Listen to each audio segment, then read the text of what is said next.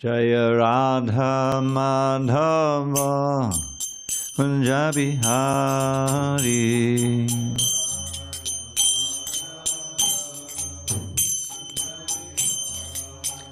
Jaya Radha Madhava Kunja Bihari.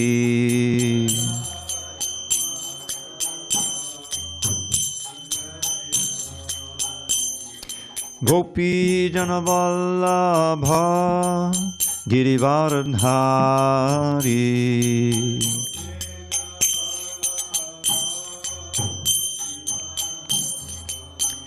Jaya Gopi Jana Vallabha Girivardhari.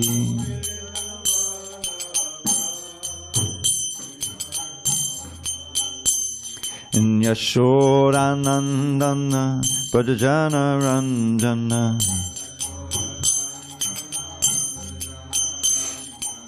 Yashodanandana Brajajana Ranjana.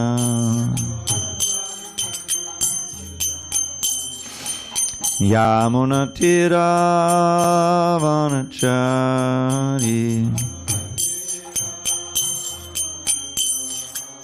Yamunatira Vanachari. Anjaya Radha Madhava Kunja Bihari.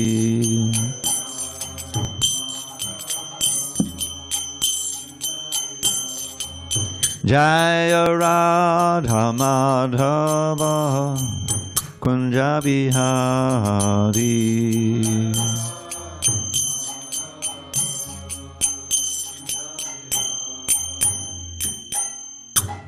Jai Om Vishnupad Paramahansa Paravajakacharya Ashtotar Srimad, His Divine Grace Srila A.C. Bhakti Vedanta Swami Prabhupada Ki Jai.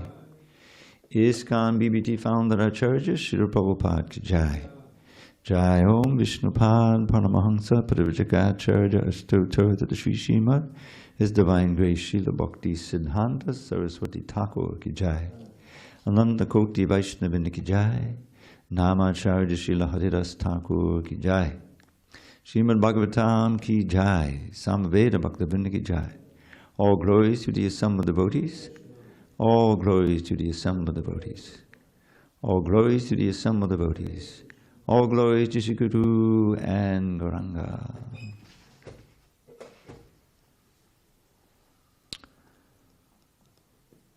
So, this is Diwali.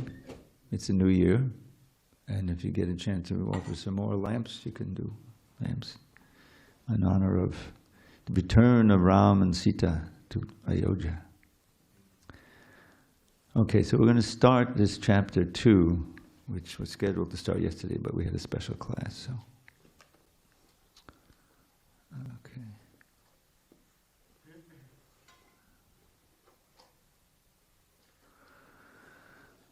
Okay, on this 20th day of October 2025 in San Diego, we're reading from Srimad Bhagavatam, translation and commentary by His Divine Grace A.C. Bhakti Vedanta Swami Prabhupada.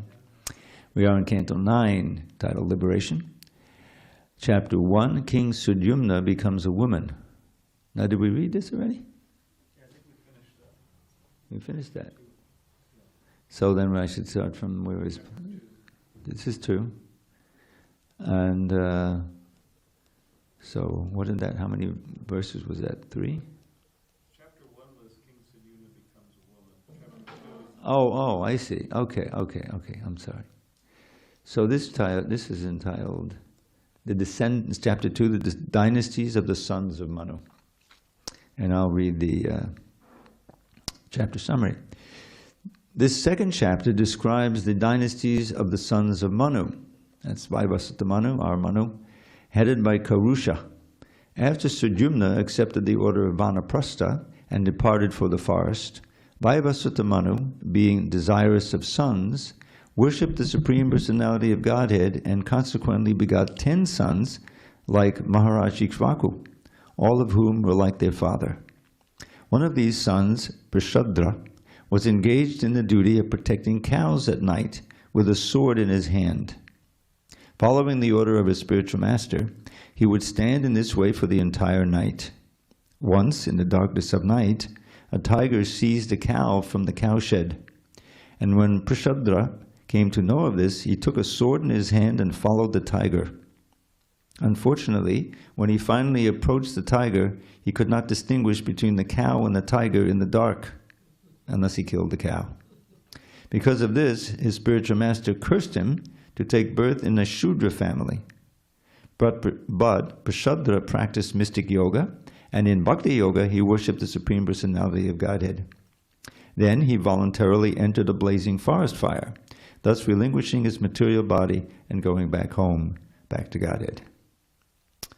Kavi, the youngest son of Vaibhasvata Manu, was a great devotee of the Supreme Personality of Godhead from his very childhood. From Manu's son, known as Karusha, a sect of Kshatriyas known as Karushas was generated. Manu also had a son known as Drishta, from whom another sect of Kshatriyas was generated. But although they were born of one who had the qualities of a Kshatriya, they became Brahmins. From Nriga, another son of Manu, came the sons and grandsons known as Sumati, Bhutajoti, and Vasu. From Vasu in succession came Pratika, and from him came Ogavan.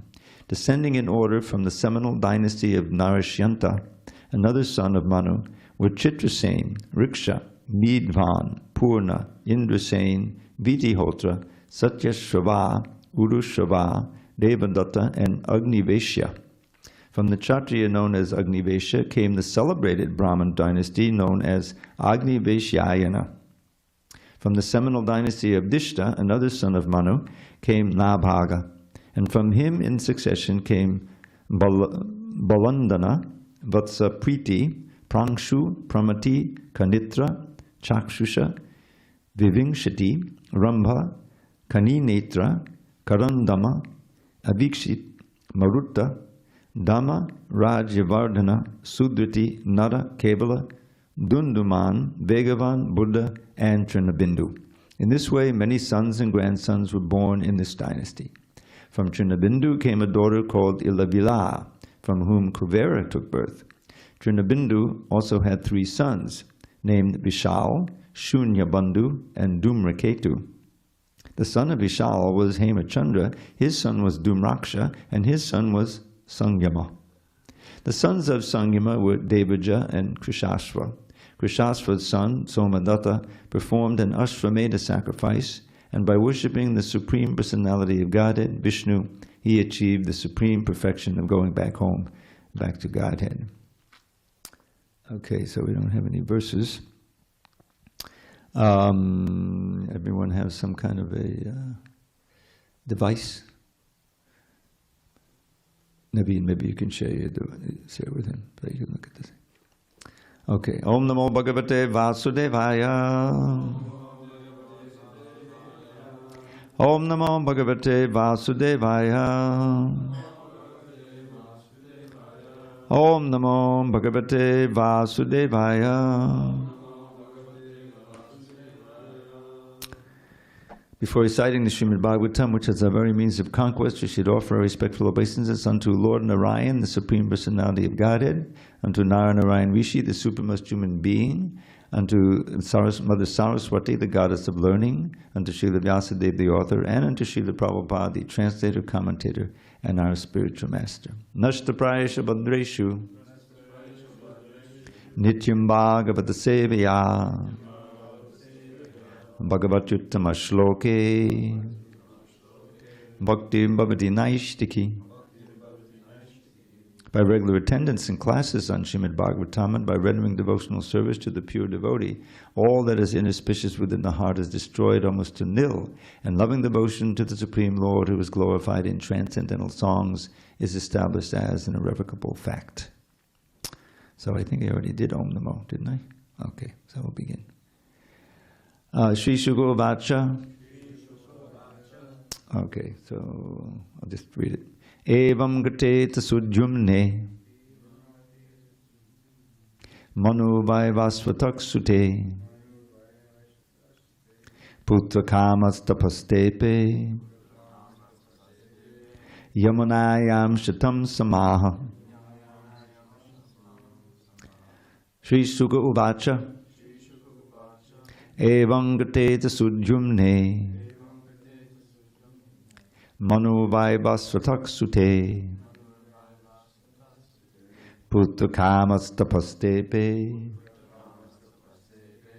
yamunayam shatam samaha. Shri Shuka Uvacha evam gateta sudyumne Manu vaibhasvatak sute putra kamastapastepe yamunayam shatam samaha. Okay, I didn't notice that. Now we have this verse. So what should we do? Should we chant this one? Or should we just read further and then we can chant this one at the end? All right, let me read through. So I'll just read the translations till we get to 14. Shukadeva Goswami said, thereafter, when his son Sudyumna had thus gone to the forest to accept the order of Vanaprastha, Vaivasvata Manu, Shraddhadev, being desirous of getting more sons, performed severe austerities on the bank of the Yamuna for 100 years. Can we lower this down a little bit? It's a bit loud for me. Then, because of this desire for sons, the Manu known as Shraddhadev worshipped the Supreme Lord, the Personality of Godhead, the Lord of the demigods. Thus he got 10 sons exactly like himself. Among them all, Ikshvaku was the eldest. Among these sons, Pṛṣadhra, following the order of his spiritual master, was engaged as a protector of cows. He would stand all night with a sword to give the cows protection. Purport. One who becomes a Virasana takes the vow to stand all night with a sword to give protection to the cows. Because Pṛṣadhra was engaged in this way, it is to be understood that he had no dynasty. We can further understand from this vow, accepted by Pṛṣadhra, how essential it is to protect the cows. Some son of a Kshatriya would take this vow to protect the cows from ferocious animals, even at night. What then is to be said of sending cows to slaughterhouses? This is the most sinful activity in human society. Text 4. Once at night, while it was raining, a tiger entered the land of the cowshed. Upon seeing the tiger, all the cows who were lying down got up in fear and scattered here and there on the land. 5 and 6. When the very strong tiger seized a cow, the cow screamed in distress and fear, and Pṛṣadhra, hearing the screaming, immediately followed the sound. He took up his sword, but because the stars were covered by clouds, he mistook the cow for the tiger and mistakenly cut off the cow's head with great force. 7. Because the tiger's ear had been cut by the edge of the sword, the tiger was very afraid, and it fled from that place while bleeding on the street. Okay. In the morning, when Pṛṣadhra, who was quite able to subdue his enemy, saw that he had killed the cow, although at night he thought he had killed the tiger, he was very unhappy. Although Pṛṣadhra had committed the sin unknowingly, his family priest, Vasishtha, cursed him, saying, "In your next life, you shall not be able to become a Kshatriya. Instead, you shall take birth as a śūdra because of killing the cow." Sorry. Purport. It appears that Vasishtha was not free from tamoguna, the mode of ignorance.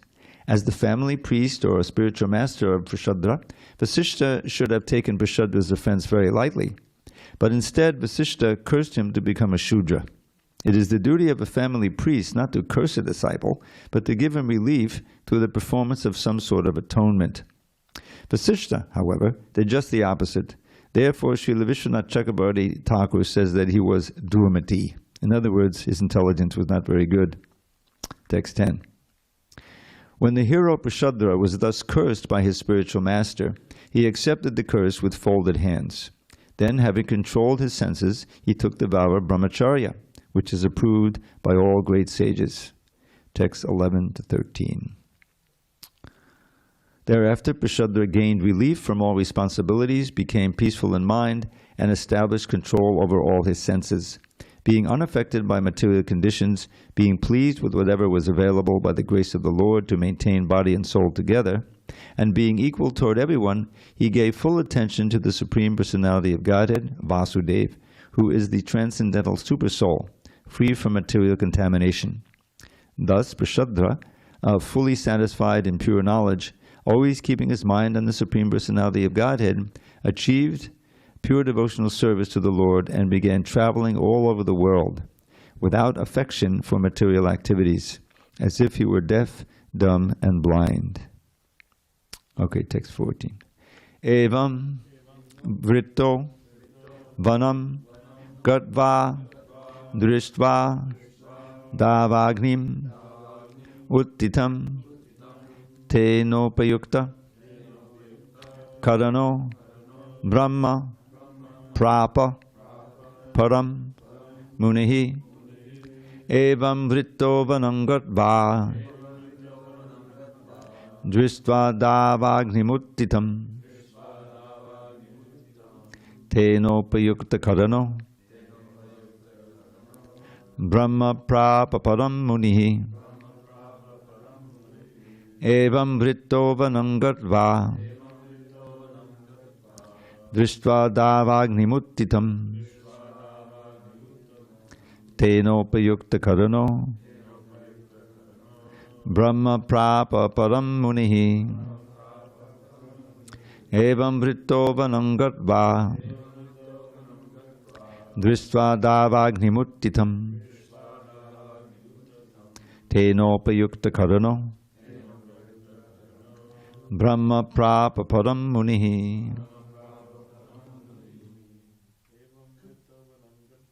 evam vritto vanam gatva drishtva davagnimuttitam tenopayukta karano brahma prapa param munihi evam vritto vanam gatva drishtva davagnimuttitam tenopayukta karano brahma prapa param munihi evam vritto vanam gatva drishtva davagnimuttitam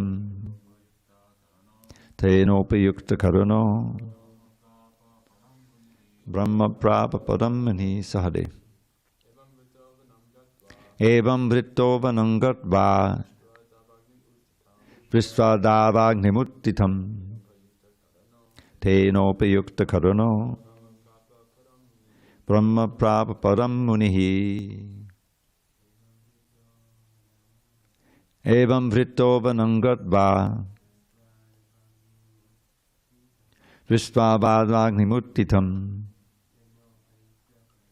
tenopayukta karano brahma prapa param munihi. Ladies. Evam vritto vanam gatva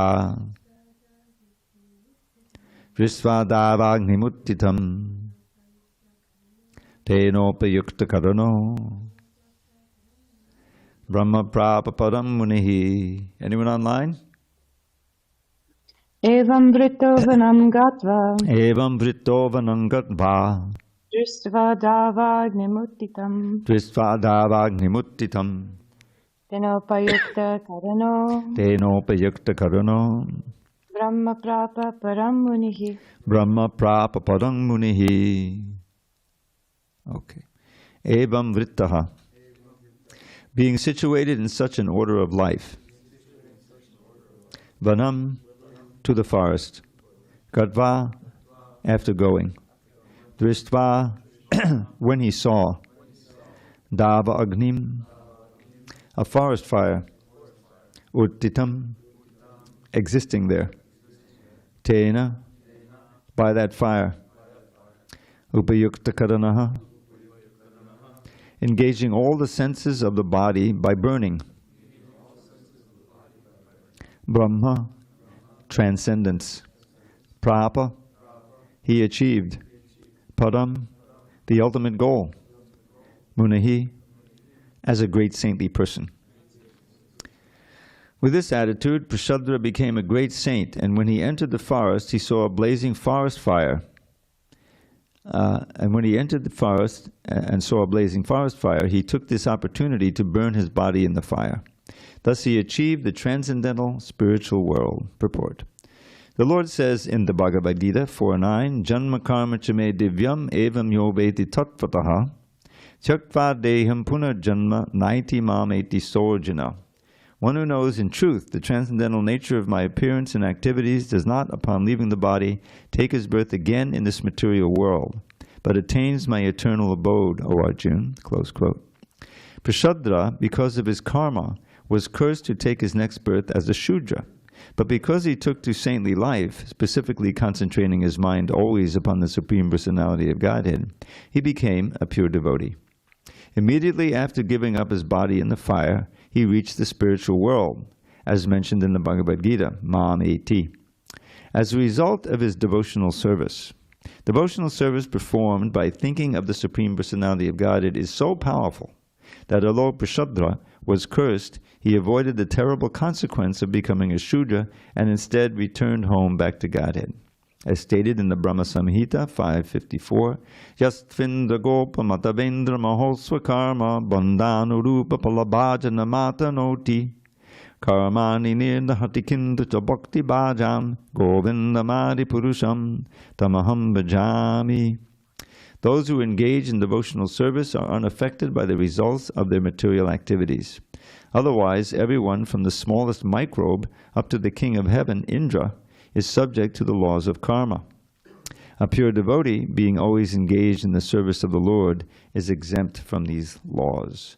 Om jnana timirandasya jnanandjana shalakaya chakshu unmilitam mena tasmai shri gurave namaha. I was born in the darkest of ignorance, but my spiritual master Srila Prabhupada opened my eyes with the torchlight of knowledge. I offer my humble obeisance unto him and all members of Sri Parampara. So one may ask, why do we need to hear the names of all of these different individuals in the dynasties, different coming down? We don't hear anything about them, we hear just their names.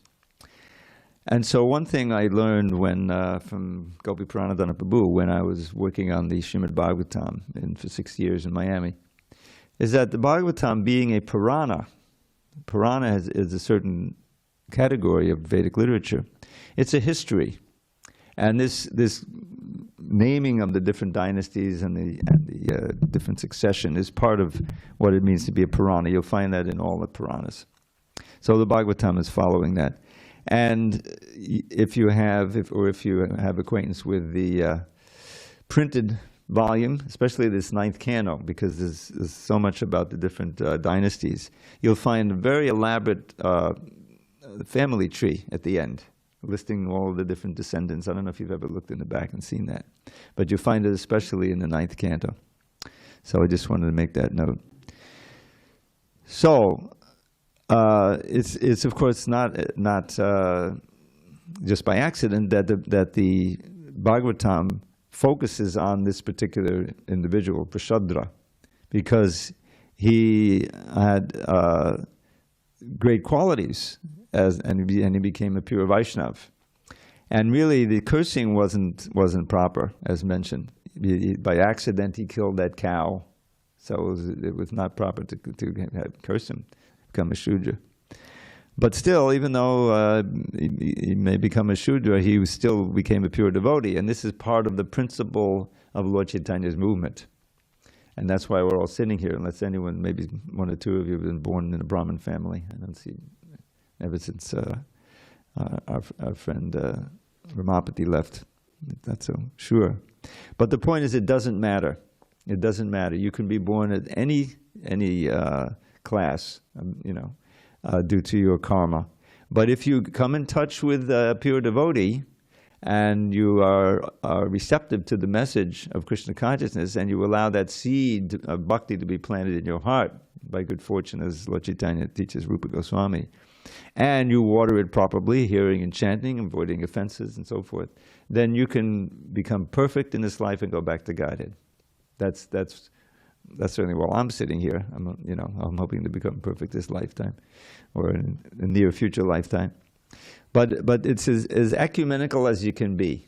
This movement. There's absolutely no, and often the proof of that is given as Jagai Madai. They were born as Brahmins. They became as fallen as you could be. They were actually like public dangers. People would try to avoid them. But as we know, famously, he was given the greatest mercy by Nityananda Prabhu, and because of that, Lord Chaitanya, he delivered them. And in this age, it is said that everyone is like a Jagai Madai, more or less, because of all the contamination. But the Sankirtan movement is so powerful. If one really seriously takes up the chanting of the holy name, then no matter what your background is, you can be purified and go back to God in this life or in a near future life. So that's why we're sitting here. And the Bhagavatam gives also many instances of that, of people being saved, just by the blessing of somehow or other chanting the holy name, remembering Krishna at the time of death. Famously, a Jamil, of course, is like that. So this is one lesson here. And Prabhupada emphasizes the importance here of how Pṛṣadhra, he was always thinking of Krishna, right? It doesn't say he was chanting the name, he lived in a different age. But he was absorbed, and Prabhupada quotes this verse. Now, those, I guess most of you don't have books, but this translation that we have here, we've just reviewed it. We had this whole review of the whole Bhagavatam. We were in the 18th chapter and almost finished now. And I pointed out that this word tattvataha is very important, because you look through it, Prabhupada would quote this verse all the time, anyone who listens to his lectures. And he would often emphasize this tattvata, that one has to understand Krishna's birth and activities, the divine nature of it, in truth. And this word tattvata comes up several times. Manushyanam sahasreshu kaschid yatati siddhya yatatam siddhan kaschin mam veti tattvataha. Out of many thousands of human beings, hardly one tries for perfection, and those who achieve some kind of perfection, hardly one knows me in truth. And in that more famous verse at the end of the Bhagavatam, near the end of the Bhagavad Gita, Bhaktya mam abhijananti yamanjashtasvi tattvataha tato mam tattvato gyatva vishate tadanantanam, appears twice in that verse. So the point is that in India, Krishna is a popular figure. And you'll see, the Krishna candy shop, and stuff like that. It's if you go, I remember seeing that, something like that. So he's known more or less by everybody, but to really understand him in truth and accept him as the Supreme Personality of Godhead and to surrender unto him is another thing. You see, if you really understand him in truth, then you'll be crazy not to surrender. Because he's the absolute truth, he's the personality of Godhead, he's controlling everything, he's in your heart, So, but this word is very important, and so that's going to be inserted in. One who knows in truth the channel nature of my appearance and activities is not upon leaving the body, take his birth again in the material world, but attains my eternal abode. So, the implication is one who knows that in truth will serve the Lord. Just to know and then not to do anything activity in relation to that knowledge is crazy, and that's one of the fallacies of these scholars. It's pointed out how popular the Bhagavad Gita became because some of the Western intellects, like Emerson, there was this group called the Transcendentalists near the end of the 19th century, and they would read the Bhagavad Gita. It became current because of England, because they were ruling India. So they translated this because it was so popular and like that. So it became known. And I remember, some of you may have had this experience of reading a Bhagavad Gita before you found Prabhupada's Bhagavad Gita. I read the little Penguin edition, famous. It's very, very small. It's a little paperback. Because if you just boil it down to the translations, what this was, it's not very long, right? 700 paragraphs. So that was there, and I found it interesting. But as Tamal Krishna famously asked a professor, he was, they were preaching in the colleges, and he was a professor of classic religions or something. So he studied the Bhagavad Gita, of course, not Bhagavad Gita as it is. So after Tamal asked him, did you read it and understand it? He said, of course. You know, he's a professor. Of course he understood. Then if he said, well, what are you going to do? What do you mean, what am I going to do? He said, just go on to the next book and, read that one. He didn't realize that it's a normative. There's setting up, standards of behavior in the Bhagavad Gita. And of course, we get the essence of the whole thing at the end, after he deals with different kinds of yoga, right? Karma yoga and Ashtanga yoga and Jnana yoga. And then, of course, it features Bhakti yoga. Beginning really, especially in the 7th chapter. Prabhupada said that those middle 7th chapters are the essence of the whole book, from 7 through 12. And everyone can let me know, or you can raise your hand. What is the 12th chapter all about? Bhakti yoga, right? It's very short, but it's very essential. And then the book goes on, of course. So then Krishna, he summarizes everything in the 18th chapter. And there's the central verses, which is in Manmana. He repeats more or less a verse from the 9th chapter. Manmana bhavaman bhakto majjadi mam namaskuru mamai vashasi satyam te pratijane priyosime. I always like that version of it because it's much more personal. I promise you this because you're my friend, So, just think of me, become devoted, worship me, and bow down low. You'll come to me, O friend. I promise you this boon I shall bestow. And then the 1865, one of the most famous verses, if not the most famous. Sarva dharma parityajya mami kangsharanam braja aham tvam savapapebhyo mokshiyasami maashrichaha.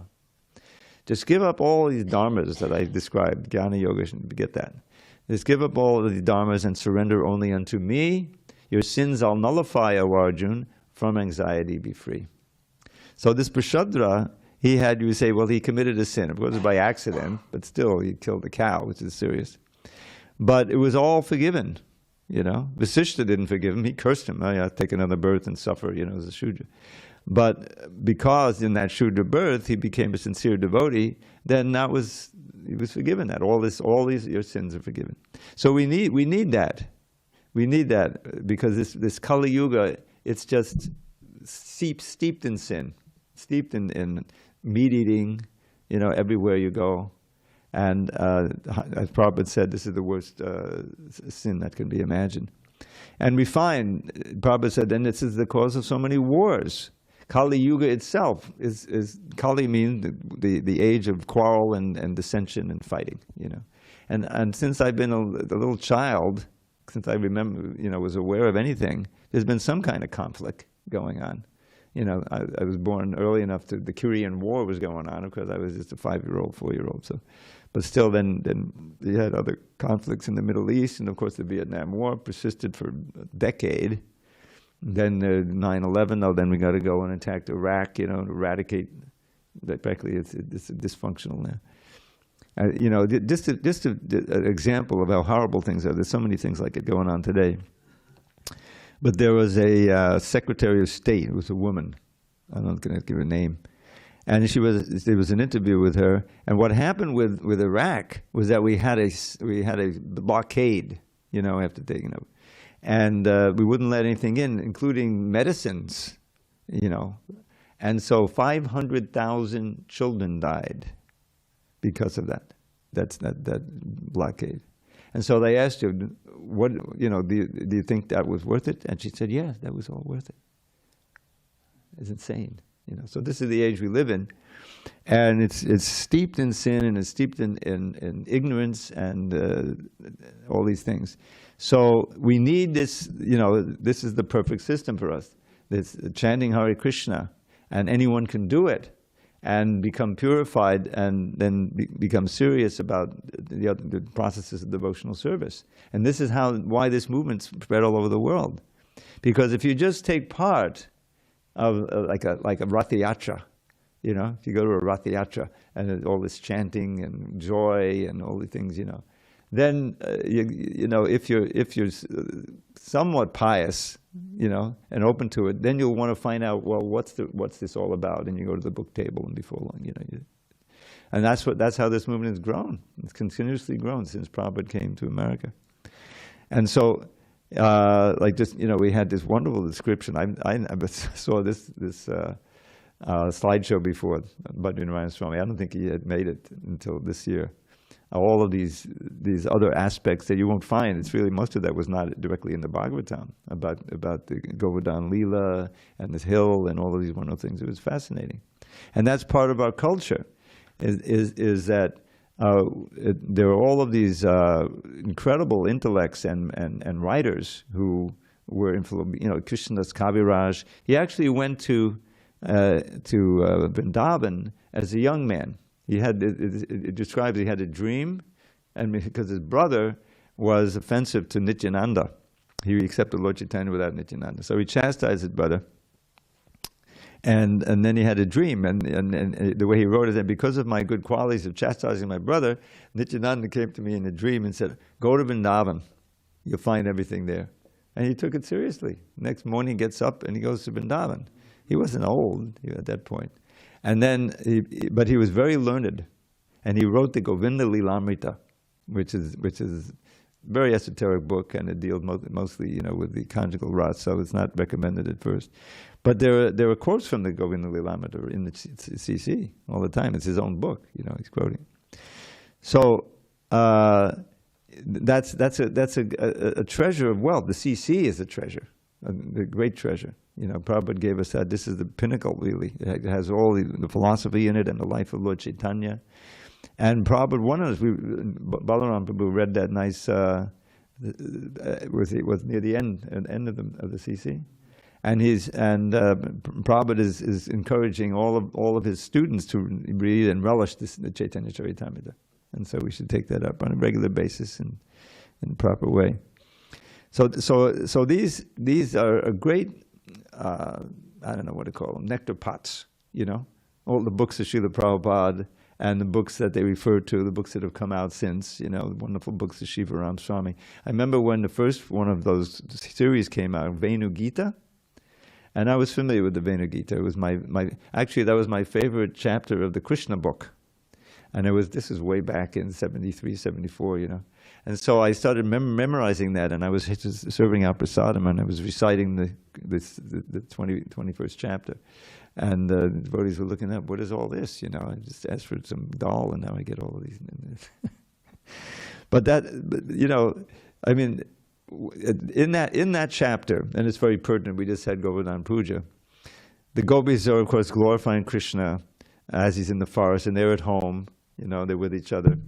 And but they're so much absorbed in him that they're practically there with him wherever he goes in the forest, So he's near Govardhan Hill, and they're singing about Govardhan Hill, by Krishna, and they say, Hantaya Mandadabala Haridasya Varyo. I don't know if you noticed, but this is, I don't know if Balaram, you remember Haridas Varya Das? Yeah, so he remembers because he's been. So we had a devotee here from India who got initiated, and I think he's a disciple of Satsuru Maharaj. And he gave him the name because he was here in New Govardhan, of giving the Haridas Varya Das. Haridas Varya is a word for describing the Govardhan as the best servant of Hari, right? So that came out in his lecture. I noticed it. I don't know if you noticed it. That it was on the board, Haridas Varya. But he put the Das in at the end there because he remembered Haridas Varya Das. Anyway, Haridas Varya means the best servant of Hari, you see. And the gopis are singing that song. But the interesting thing is at the beginning, Hantayam, this hill. What do you mean this hill? They're back in Vrindavan. Anyone who goes to Vrindavan knows you got to get in a little bus or a vehicle to get to Govardhan. It's a long walk. Krishna does it every day. But so how will they say this hill? Because there's so much meditating on Krishna that they feel that the hill is right there with them. And so this hill, it's a Handai Mandadabala, Abala means weak girls, our friends. Haridasyavari. Yad Rama Krishna Chadanaspadasha Pramoda. It is ecstatic because it's being stepped on by Balaram and Krishna. They're leaving their wonderful lotus footprints on the hill, and so that itself the hill is ecstatic. Yad Ramakrishna Chadanas Spadasha Pramoda. Manam, with great respect. Manam Tanoti Sahago Ganayos Tayoyad. He serves Krishna's friends and the cows especially. Cows get this gourmet grass. He mentioned how the Mother Yashoda took that special grass to feed special cows to have special milk for Krishna. And that was the milk she was boiling, that boiled over. And it mentions, I don't think he mentioned it, that Mother Yashoda was thinking that Krishna was going to the other houses to steal the milk and butter and everything because he doesn't like the butter we have, the milk. So I'll make this special, very tasty butter. So that was the idea. That's the Damodar Lila.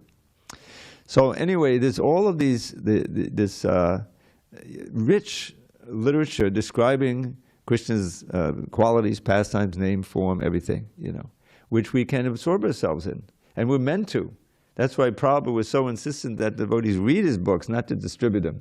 He would ask him, are you reading? Also, Prabhupada was so busy, we don't have time to read. Well, and then he said, what's the use? What's the use? Because he wrote them so we can read them. And then we can understand Krishna's birth and activities, divine nature in truth, and become purified so that we can go back to Godhead. So he was, Pṛṣadhra was concentrating his mind. He didn't have the Bhagavad Gita, it was much before that. But somehow or other he was always meditating on Krishna, and therefore he became purified.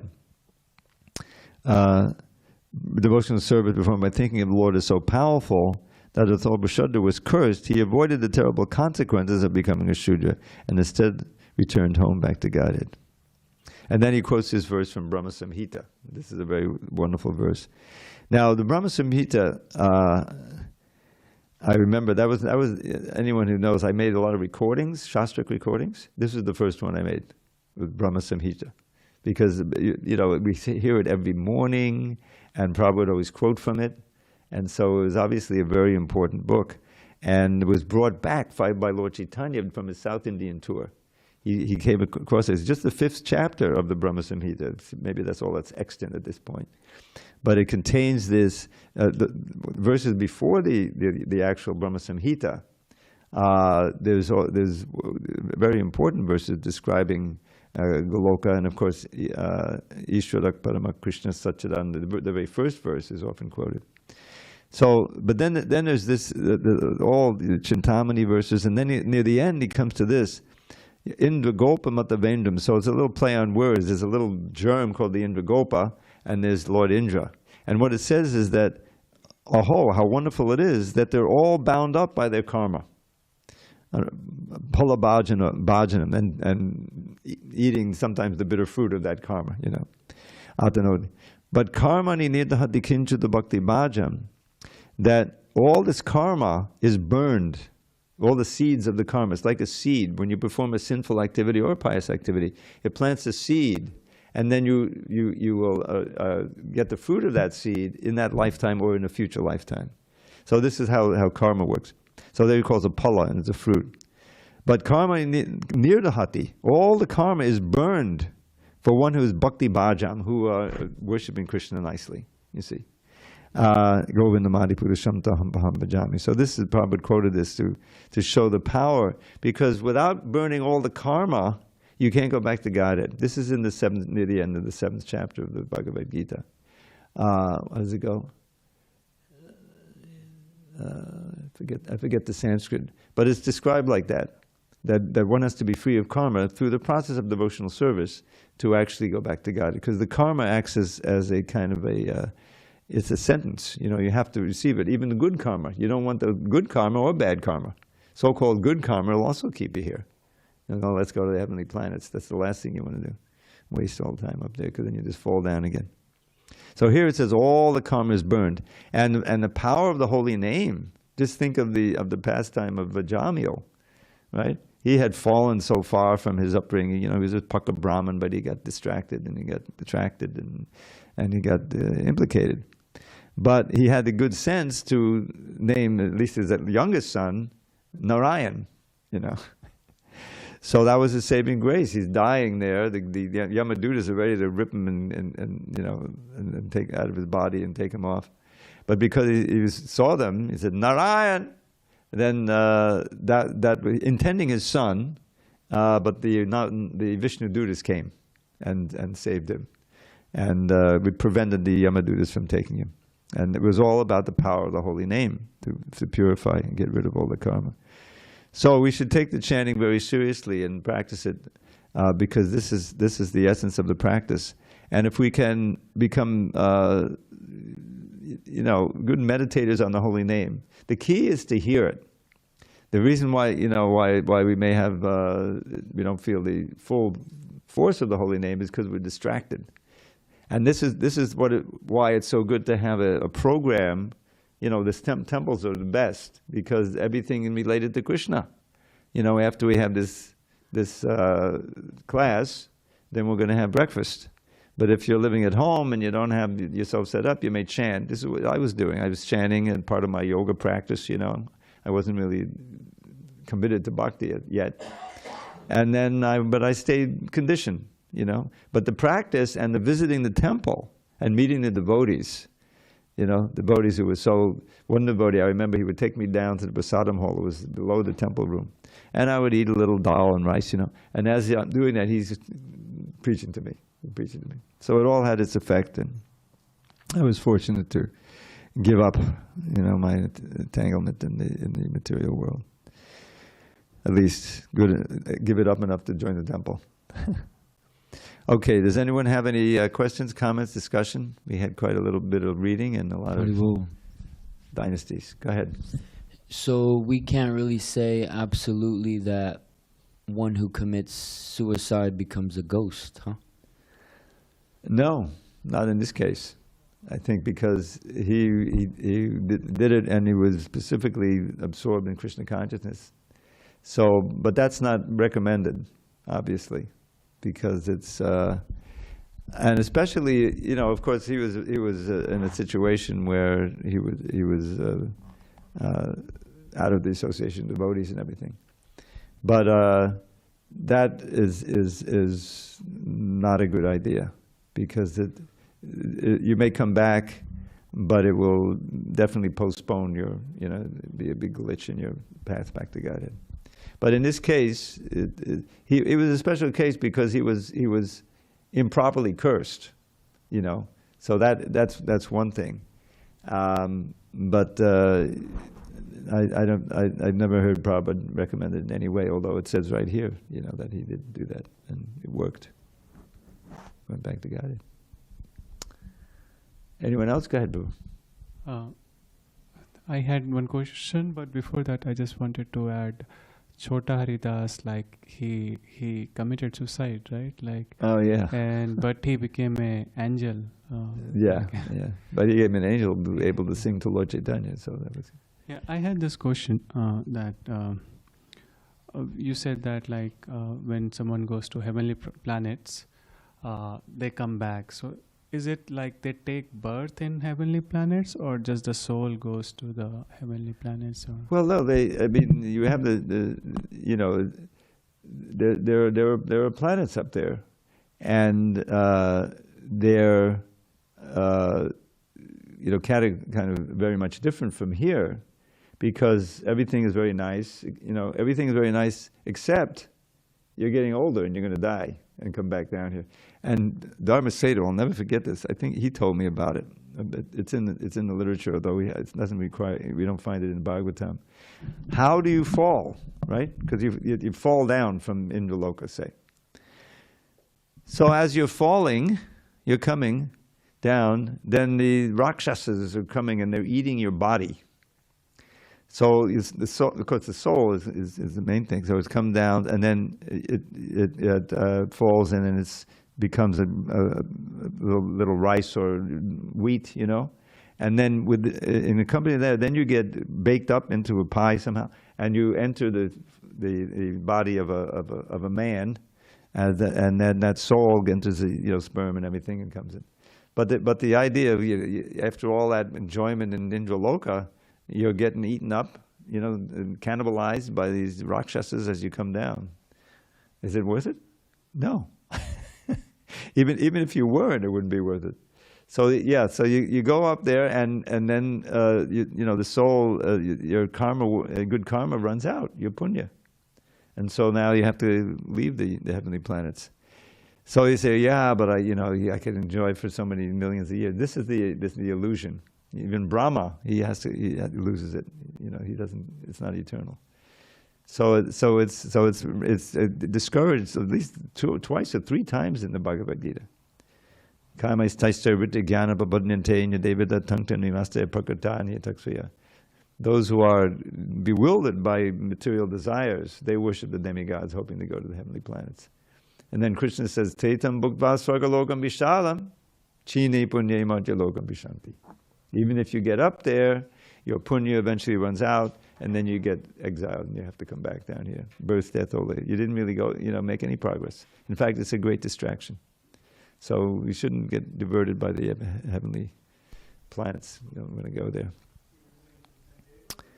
All right. If there's no other questions, comments, objections, okay, we'll adjourn. All glories to Srila Prabhupada. Thank you.